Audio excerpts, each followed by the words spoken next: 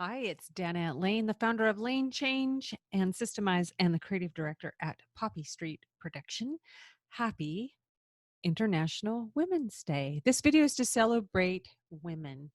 And International Women's Day isn't global day for celebrating the social, economic, cultural, and political achievements of women. This day also marks a call to action for accelerating gender parity. But to be clear, championing and celebrating the rise of women is not about the fall of men, and it's not just for women. Everyone can play a role. So, I want to talk about what's my connection to celebrating women. Why do I support gender parity gains? Well, a couple of years ago, it was triggered when I was in London. And originally, it was a layover on my way to India, but I created a mini vacation and I went to an entrepreneur training event with Roger Hamilton, who founded the Entrepreneurs Institute. It was an information overload for me, but I do recall hearing a few people talk about these something, something, somethings, the something, something, something that they supported. And I chalked it up to something about the entrepreneur world in Europe, and they talked really fast, so I just tried to go along with it. But another thing happened that got my attention. At each table, we tossed out our idea in our group activity for a business that our group could use to apply the material that we were learning. And my idea of creating a mentoring platform for women in business was chosen. It was exciting. And it was quite a wild ride. We worked on this idea for over the 2-day training, and in the end, we made it through some preliminaries, but our idea evolved more into a freemium than a business. So, what I found interesting, though, was the plea that everything we were talking about and developing for women, some of the men were saying, but men should have these things too. That's our group down there in the lower right hand corner. And somehow they missed out that women needed different kinds of mentoring and wanted to be mentored by men. So it was just a different place. And they wanted to have a place where they could be more vulnerable and not have to be like this sticky note from one of the gals at the table says, not trying to be the best man in the room, which is what some of us have felt and experienced over the world. To which somebody replied with the next sticky note, women leaders will change the world. And after my trip to India, I might echo that thought. I went to India a couple of years ago and I was invited to speak at the Women's Economic Forum in New Delhi by my business mentor at the time, Nicola. So, what a great trip this was. En route to the speaking event, we did a little vacation, another one, on the ocean in Goa, which is in southern India. It was a beautiful time, really hot, really humid, very uncomfortable for me, but still very beautiful. We had the most amazing raw food.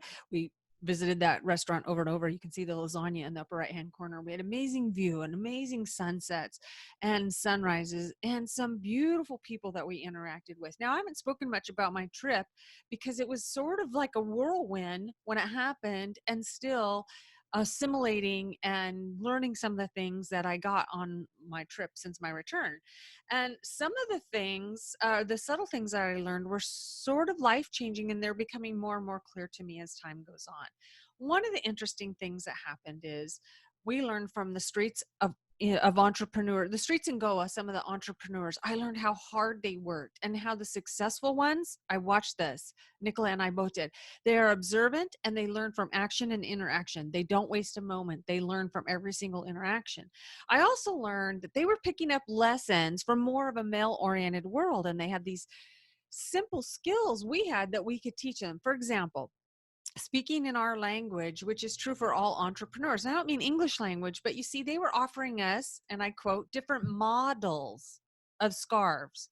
You know, like a model of this kind of car, a model of that kind of car. Well, women don't talk in models of scarves. So Nicholas shared with them there were other ways to suggest offering scarves to us where not using that terms of models, like selling things for cars. So she said, think about me. I'm a woman and I might want something for myself, but honestly, I'll probably be looking for gifts. So a better offer than offering me different models, which meant the different colors and the different styles, is you might say to me, are you looking for gifts for your women friends at home? Do you have a sister? Do you have a girlfriend? Maybe you have a mother or an aunt or a coworker. A scarf would be a delightful, easy to pack gift that you could take home to your friends. Because Nicola was in fact looking for gifts for her female friends. So these ladies were mesmerized and just took it in, and they were just ready to try it. And they were so happy to have this feedback and this insight rather than the selling from a male perspective of selling different models, if that makes sense. So because I had to buy an extra suitcase, not sorry, to bring my gifts home, I suggested that they could remind the women shoppers that this scarf was easy to pack. And then we had a conversation about working and life and relationships. And so that one example from women across the globe to demonstrate this gap in education that we have on how to be an entrepreneur is very real. This gap that we have is very real. And the education is coming from outdated, quote, models of business. So that's where the models come back in. After our first visit, we headed to lunch, Nicola and I, to talk about our experiences and, of course, to eat some really amazing food. We were inspired to help change these outdated models, and we started something called Change Reactions with the intention of gathering women in the Western world to help mentor and encourage other women across the globe to help them grow their business and create new kinds of success. And we were in the process of working out our details, and it sounds like something that you might be interested. Please message me because we're still working on that as we go along, as we get more clarity. Then when I went to New Delhi to speak at the Women's Economic Forum, I was amazed by the event itself, sorry. And the people, we stayed in a beautiful 5-star hotel, and we were immediately met by the just as elegant general manager, Dijvijay Singh. I think that's how you say her name. She showed us around, and we got to ask her a lot of questions. And we asked her every time we bumped into her, we had the freedom. That's her in that picture on the right there. Every time we bumped into her, we had questions, and she was so willing to help answer them. And we asked why all of our room service and maid service were all done by men, because we hadn't experienced that in the Western part of the world. She explained that no woman could have a job like that for like room attendants for their safety. Now, as a former maid, yes, I used to be a maid, it was really a bit of culture shock. And again, it demonstrated the challenges and differences in work for men and for women. Now, the economic forum that I was speaking at, the theme was the economics of goodness. How much do you love that? The economics of goodness, empowering potential and engineering change. And I was there to present 3 talks. One was the economic of goodness in overcoming bias. I also presented 3 ways to navigate uncertainty and why the world is so deficient of good leaders at the top. And I was blessed to receive an award for Exceptional Women of Excellence.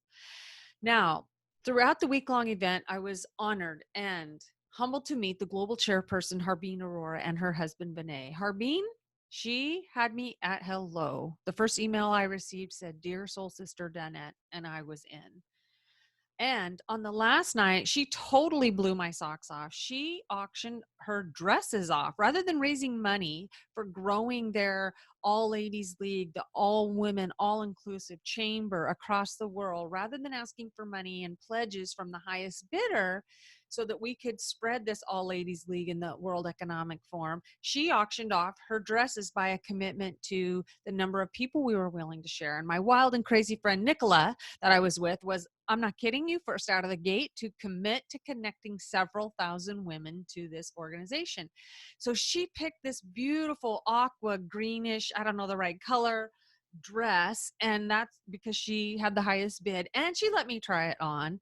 And I believe Harbeen actually wore the dress the first day we were there, I think, and it was really like a fairy tale come true. I mean, look at that dress. It was so fun to try on and pose for pictures. I felt like a big, royalty myself. And big shout out to Nicola to just start that evening off. She really inspired the rest of the people, and several ladies pledged to introduce thousands of women to that event, including me.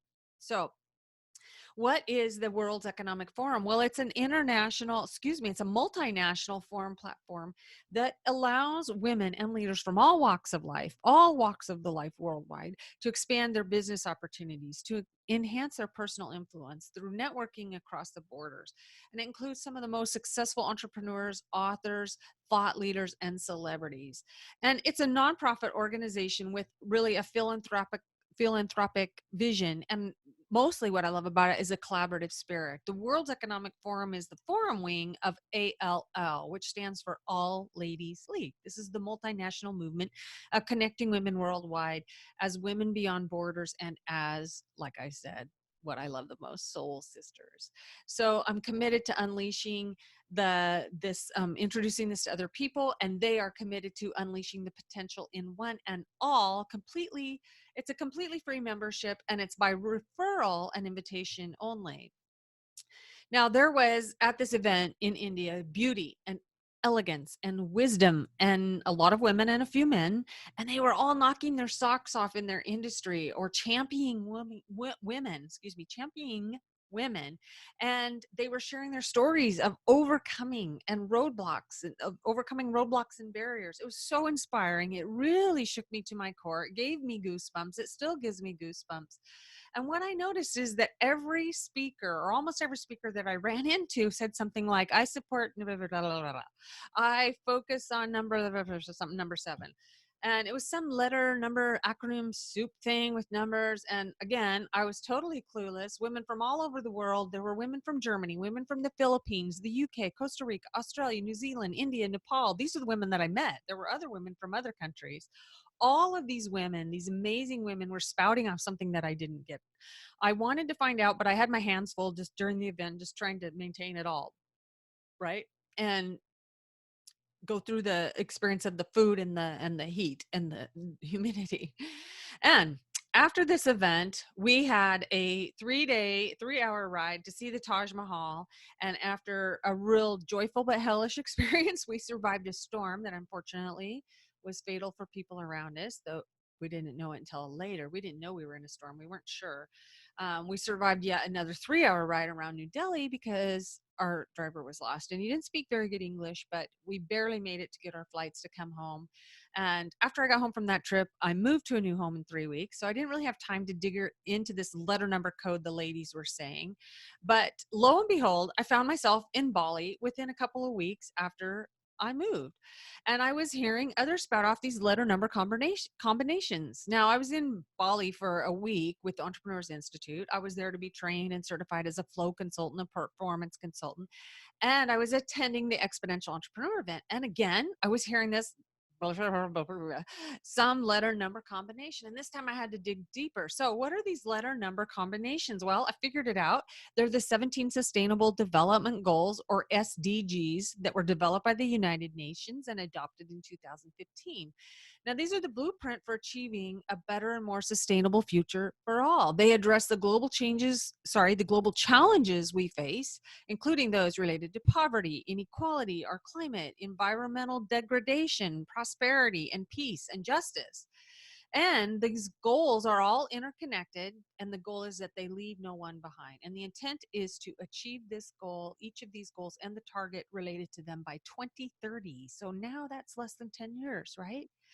Now the dots are connecting. I'd actually heard about the goals in my work with one of my mentors, but now I was seeing them in action, and I was seeing people speak to them, align themselves to them, align their work to them. They were taking action in their life, in their business, in their community to support these initiatives that universally apply to every one of us, to all of us. And who doesn't want better health and well-being? Who doesn't want better quality education, clean water and sanitation, decent work and economic growth, sustainable cities and infrastructure, healthy life below the water, and responsible consumption and production?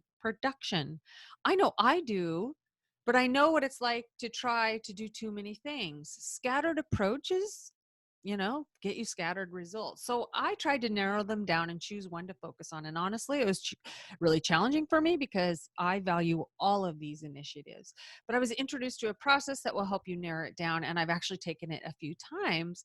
And although my top ones change, I can say with certainty and clarity that I support number 4, quality education, but I'm most passionate about number 5 and number 10, gender equality, and to reduce inequalities for all. But here's the goosebump thing for me, which tells me this is not kind of a fad for me or the latest in thing for me, because while my experiences in London and India and Bali pointed me to these SDGs, and the test that I took identified my top one, It was while I was preparing for a presentation that a big light bulb went on. It lit up the room and it sparked my heart and connected some remaining dots that were not connected.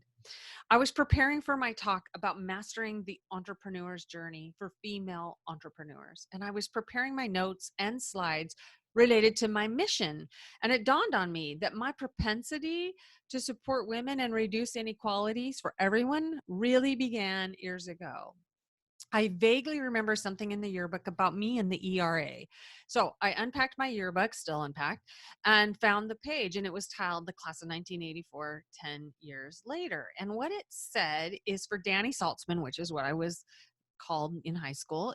This is what it said. After her great success as ASB president at RHS, she's decided to run for office of the president of the ERA Association with the campaign slogan of read this. Now, I remember my initial response back in the day when I read this part of the yearbook. I was pretty confused, shocked, and maybe honestly a little bit embarrassed. First of all, I was confused because I didn't even know what the ERA was.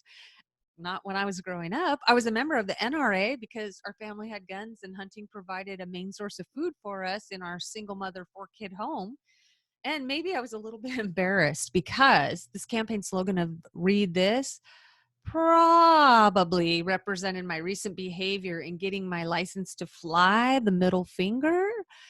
But because I didn't really know what the ERA was, I hadn't been conditioned or trained by anybody around me to fight for equal rights. But apparently, my classmates picked up on my genuine belief and apparently deep seated passion for us girls to have equal access to things, including equal access to leadership roles, because that's what I was fighting for. And here I was the ASB president, and equal access to creating success. And I didn't tolerate unfair treatment of girls, no cruel behavior by anyone to anyone. And now the dots are connecting. In fact, it formed what I'm now calling my Y 5.0 because I'm in my 5th decade. It's part of my purpose of being here to support these SDGs, number 5 and number 10, to increase gender equality and to reduce all inequality. Because here's the challenge.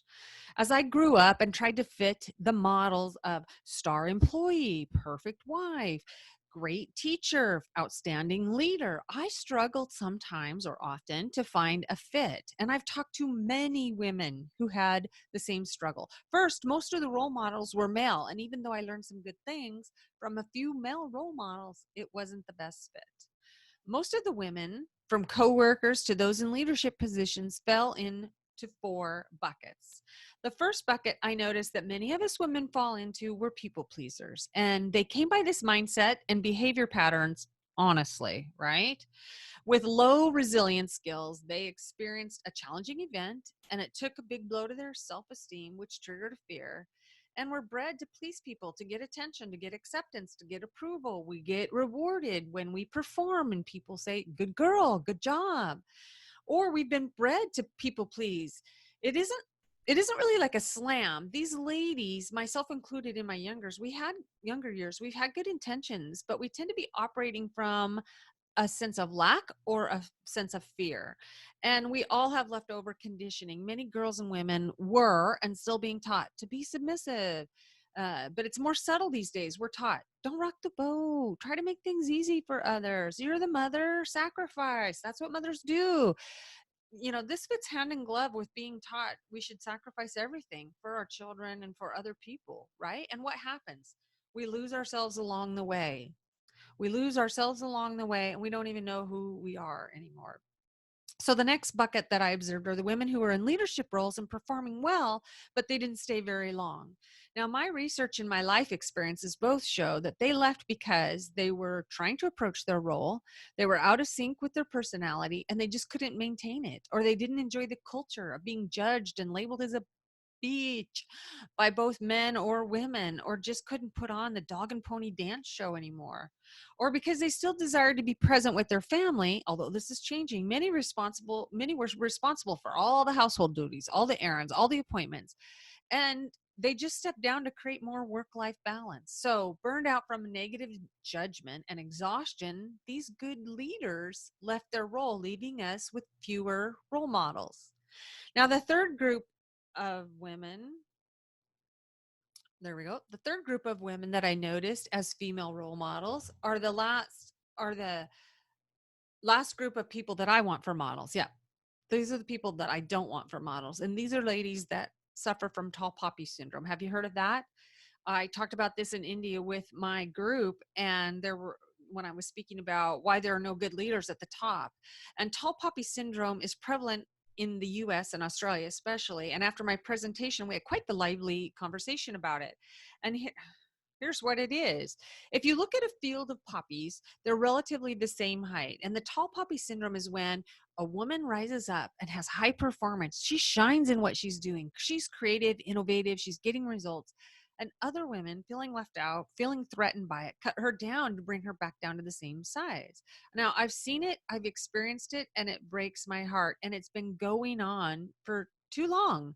I remember on one occasion as a teacher knocking heads with someone, like an older, wiser teacher, and she coached me to let another teacher I was working with think that all of my creative and brilliant ideas were this other person that I was working, the one I was knocking heads with, to give credit to all my innovation and all my creativity to the other person and make it like it was her idea. Like what? What kind of scam or dance is that? Why can't I just be myself? I thought that was so amazing, so interesting. And at the same time I was experiencing this tall poppy syndrome, I was lucky enough to have an executive coach training by a super incredibly amazing woman. Her name was Anna. And I was experiencing tall poppy syndrome back then. I was the one being snipped down, but I didn't really have a name for it. And I remember Anna, my coach, said, look at this study of apes where one female took more share of her food and she was ostracized by a group, and they depend on the group for survival, and we do too, or at least we can thrive in a tribe rather than being in isolation. So again, this isn't the model that we want. I understand it more now that when because we're still carrying around this lizard brain, this primal brain, that we think if somebody achieves more or gets more than we do, we've got to knock them back down to size because we might not survive. So I think that's what it is. I used to think it was just malicious mean girl club stuff. I think it's just lizard brain leftovers. So again, we have to break this cycle. This isn't the model we want for demonstrating work ethic or relationship building or creating a path to success. And so the last group of women who stepped up and showed up and stayed the course, they gave back. These were the pioneers who created their own way. They were inspired and led the way for others. They lifted other people up, who supported other women and celebrated those who rose up. These are the role models for us all. And sometimes they're less known because they don't really need to shout out their accomplishments. That's not what they're in it for. They aren't worried about being known. They're focused on doing great things, leading the way. And as the saying goes, a lion doesn't have to tell everyone that it's a lion, right? So here's the challenge for us all. We're in this gray space. We're in this gray space.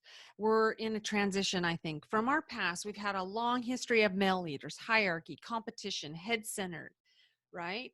And survival lizard brain tall poppy. And those with Piscean values of money and power and control are no longer resonating. And as we move into what they're calling the age of Aquarius, we've been there going that way for a long time, with values of love and brotherhood and unity and integrity, where leaders, both men and women, are more authentic, more genuine, more collaborative, and more heart-centered. And I'm so thrilled that I have met some of these people. They exist. They're in my circle. They're around you. They are you, right?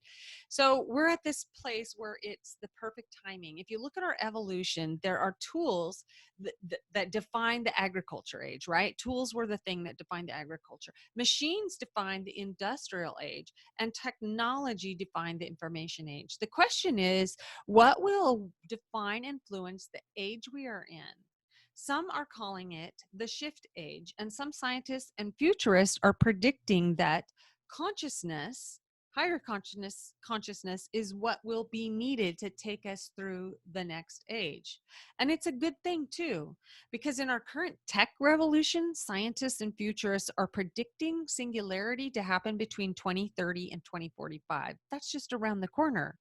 And singularity is where AI, artificial intelligence, reaches human capabilities and has the potential to overtake humans, if you will. So now is the time to raise our consciousness and to wake up from the dream that we're all separate. That there's an us and them, because there's not.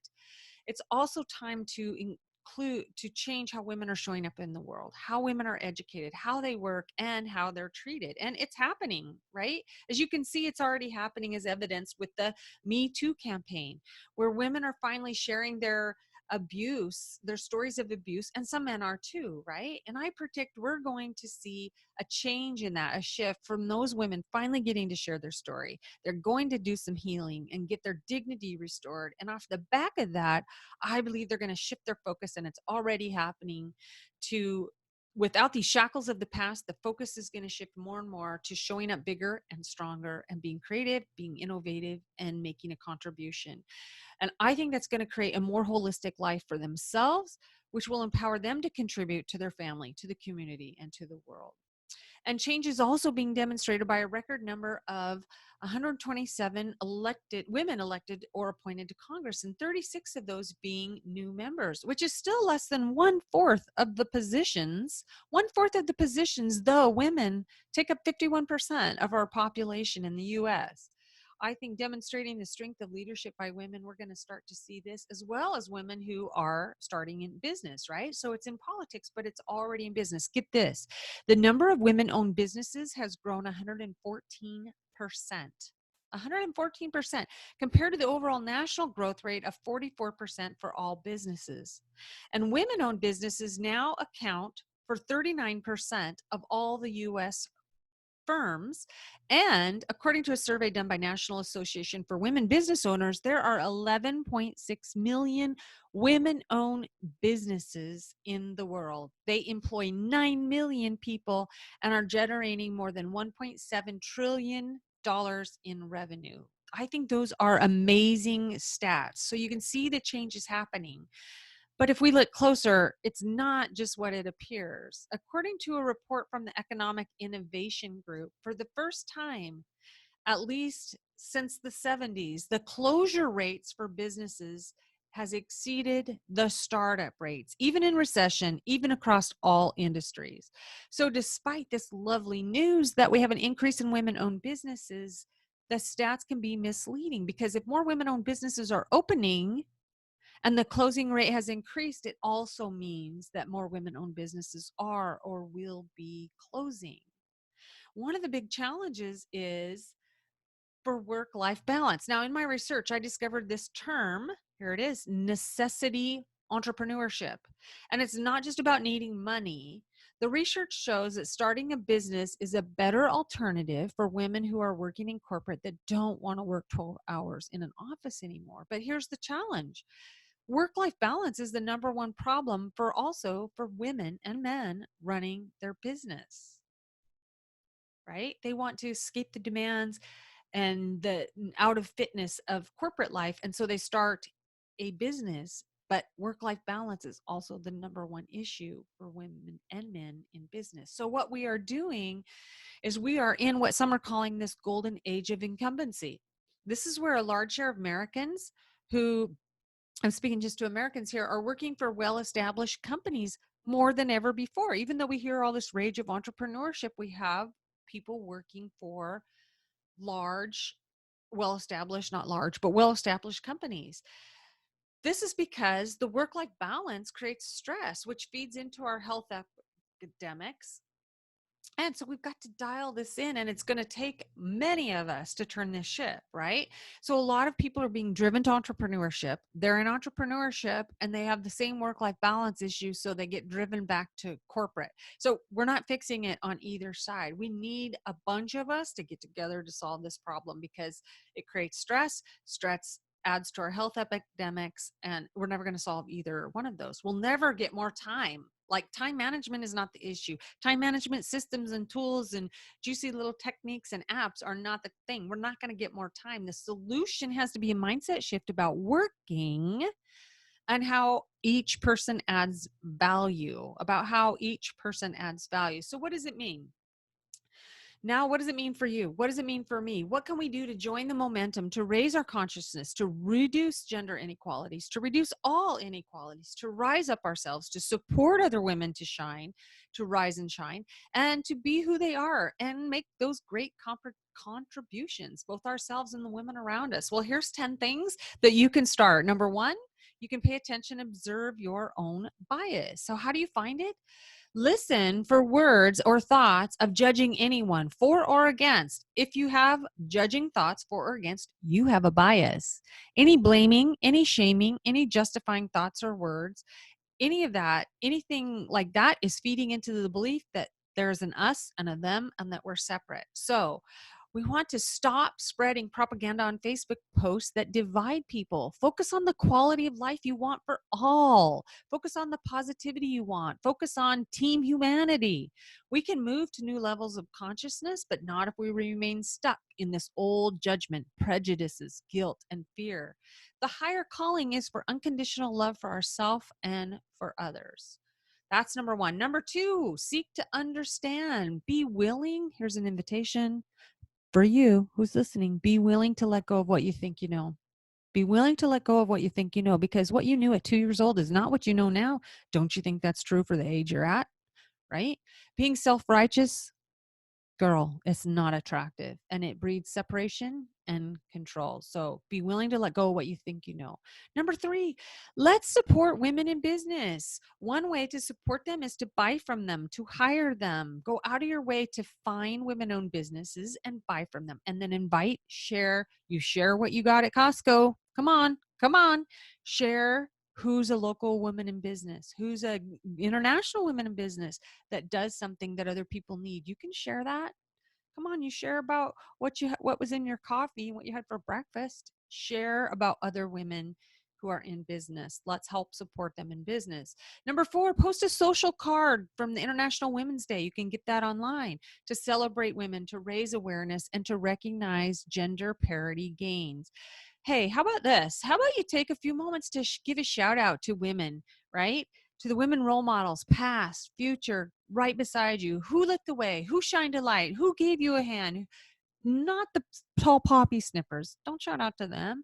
Don't snip off poppies. Give a shout out to the women. Look at all the women that worked so hard that you and I in the US can vote today and around the world, right? Some of the countries are still working on that, but let's give a shout out to any woman who's led the way, who's been pioneering our spirit, right? Number five, if the idea of a worldwide soul sister group appeals to you, I invite you to join All Ladies League and attend one of their events, whether it's in the States or across the globe, or go with me and speak at an economic forum in the future. Number six, you could share this video with others on your Facebook page or in your Instagram or in an email and ask them to share it too. Here's something I'm doing to help spread the word about gender parity and reducing inequalities and raising the consciousness and celebrating women, right? If anything resonated with you in my message, share, share, share, share. Sharing is caring, right? Just be sure to tell them why you're sharing. I hate it when people send stuff, right, that doesn't make sense or you have to figure out why. So if you share this, please be kind and tell the person why you're sharing, what it meant to you, what you got from it, why you thought of them, right? Don't just throw another thing at them. We have enough stuff, right? I don't want to be one of those things in their inbox. Number seven, learn financial principles, ladies. Today, success for women is having choice.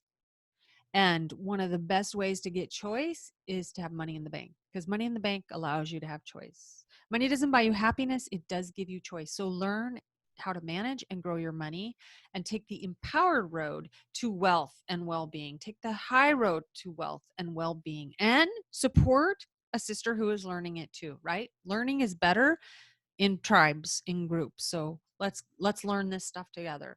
Number eight, we got to change the paradigm about work and value, hustle and grind, right? We're never going to get this work-life balance. This is such a big ship to turn. You can see I'm pretty passionate about it. We've got to change our mindset about butts in seats.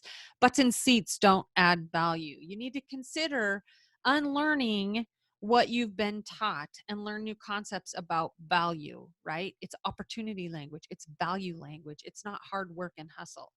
But If you're going to do it by yourself, it's an uphill battle. So you need to find your like-minded tribe and support each other as we learn and grow and unlearn and change this paradigm together forever. And number 9 is, let's cheer on tall poppies. When a woman rises up, cheer her on. When she goes out on the edge, cheer her on. And be specific. Don't say good job. Tell her what you got from it. Be authentic. Go deeper. Let's learn to have better conversations with women. Now, what if somebody rises up and you wonder how she did it and why you didn't? I get it. I get it. It's disappointing. Now, unless she's trampled on people to get there, just be silent about that and allow her journey to unfold. Celebrate her, encourage her, congratulate her, ask her questions, and learn from her. Just don't cut that tall poppy down. No tall poppies, no mean girls allowed, right? Number 10, honor the woman who genuinely supports other women, right? This is another thing that we have to do is when we're looking at people who are touting their own thing and it's all about them, I think we're just adding fuel to their fire, and they're on a precipice that could fall and injure themselves, right? Look for the women who are genuinely supporting other women. Thank them for their work in the field. Thank them for being a model for others, because ladies and gentlemen and ladies and girlfriends and soul sisters, being a pioneer in women's leadership is not an easy thing. Standing up and saying things that others won't is not an easy thing. Doing things that others won't is not an easy thing. It can be a lonely and wearing experience. So you're looking at them thinking they're amazing, but let me tell you, they're out there by themselves wondering, did I do the right thing? Is this going to work? Who's going to throw something at me? Who's going to take a stab at me? So please say something. Say something with your eyes, with your words, with your hands. Send a card, give them a call, post on their page. It's never too late to show love and appreciation for people in your current and in your past life, in your journey, and to say thank you. Thank you for what you did. So, do you know someone who's been successful? Send them a card, post on their Facebook, shout them out today. Shout them out today. And you can tell them, tell me about them, right? Tell me, send me a note, find my information. I don't know where this is all going to be posted. So I want to meet these people. I'm looking for successful women. And by that, I mean, they've been a pioneer. They support other women.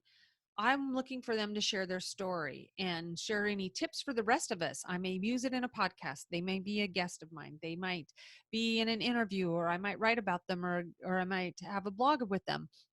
So I'm especially looking for women who have supported other women in their journey. So it's not just about them in their own rise, but they've supported other women in their journey, because I want to help raise up poppies everywhere, right? So if you know successful women who would love to give back to other women by sharing their lessons learned and their success journey, right? Because their lessons learned, they're being willing to share their lessons learned, is going to benefit all of us. So if you know these women, please message me.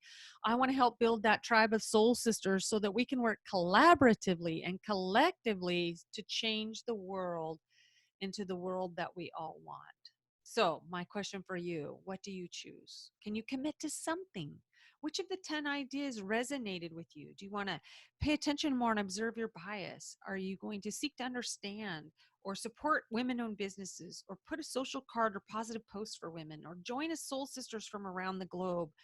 And you're going to let me know if you want into that All Ladies League, and I can hook you up.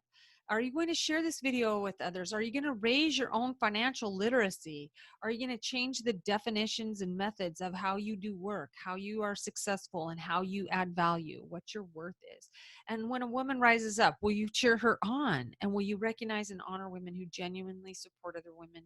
Or what about number 11? Do you have another idea of how to raise our consciousness, how to support equality for our? Tell me. I want to hear about it, because I might add it to this list, right? I want to hear from you. Tell me in the comments one thing that resonated in the video, because I want to know what resonates with you, where our intersection in this big world is meeting right now. And one thing you can commit to, what's one thing that's kind of on your radar, that's giving you heartbeat, that's giving you some impulse, something to raise consciousness, reduce inequalities, and help women succeed and celebrate women, because we can all play a role. So ladies, girls, girlfriends, soul sister, what is yours? I want you to think of one thing right now. Write it down. Write it down. journal about it, pray about it, meditate, read about it, research, and tell me in the comments what it is you're going to be researching. What's the one thing that you want to be doing? Because when you write it in the comments, look, this is what I'm going to do for you. I'm going to add you to my good vibe tribe, right? Your name, your thing, your name, your thing to my good vibe tribe and my prayer list. And I'm going to send you some positive mojo to support you. I'm going to send you energy and positive mojo to support you in your one thing. Okay. Now, we've come a long way, and yet there are still places to go, people to love, things to do, and contributions to make. So it is my hope, ladies, that you will show up, step up, and give back. And take time to celebrate yourself, beautiful you, and take time to celebrate all women. So to close, I just want to give a deep, deep bow and a grateful heart and thank you to all the women who have gone before me, all the women around me, around the globe I don't even know, all the women who've gone before me, all the women who walk beside me, and maybe the women who are tagging along behind me I don't even know about. I want to thank you for sharing your time, your wisdom, your challenges, your ideas, your tips, your strength. You're holding other people up. I love and support and enjoy all the women in my life. So let's make a difference, because all we need is one little step, one small step forward. So now I want you to go on and take on the day, my beautiful friend. Again, it's Danette Lane from Lane Change, Poppy Street, and Systemize, sending you my best for your highest good. Take on the day.